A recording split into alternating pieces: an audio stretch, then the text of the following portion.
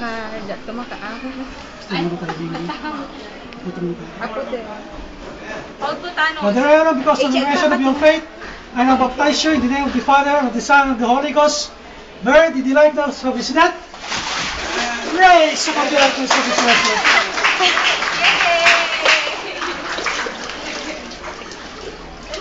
I-post mo lang ito. Nag-post na. Saan ko man i-resume.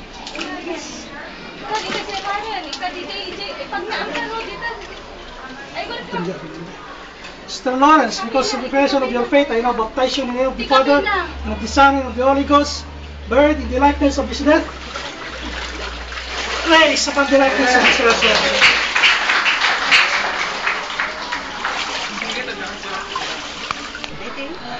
Sister Dana, because of the profession of your faith, I now baptize you in the name of the Father, and of the Son, and of the Holy Ghost, buried in the likeness of his death, raised upon the likeness of his resurrection.